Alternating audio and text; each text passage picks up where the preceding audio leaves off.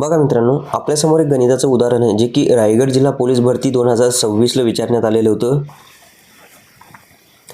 दोन संख्येची बेरीज व त्यांच्यातील फरक अनुक्रमे 20 व 8 आहे, तर त्यांच्या वर्गातील फरक किती? तर बघा मित्रांनो, असा हा प्रश्न सोडवायचा कसा? त्यांच्या वर्गातील फरक काढण्यासाठी त्या संख्या आपल्याला माहीत असणं गरजेचं आहे. मग त्या संख्या काढायच्या कशा? चला पाहूया. दोन संख्येची बेरीज दिली, मग काय करायचं? या दोन्ही संख्येची बेरीज करायची.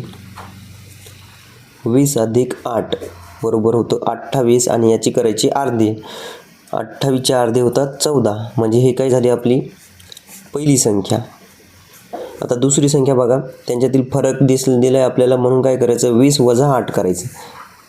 20 वजा 8, 20मधून 8 गेली 12 राहतात आणि याची करायची अर्धे, म्हणजेच किती? 6. ही झाली आपल्याला दुसरी संख्या. पहिली संख्या किती आहे आपली? 14. दुसरी किती आहे? 6. आता 14चा जर वर्ग केला आपल्याला, कारण त्यांनी त्यांच्या वर्गातील फरक दिला आहे. 14चा वर्ग किती आहे? 196 आणि 6चा वर्ग आहे 6 7 36. याच्यातला फरक दिलेला आहे त्यांनी. आता याचा फरक काढण्यासाठी याच्यातून आपल्याला वजाबाकी करावं लागणार.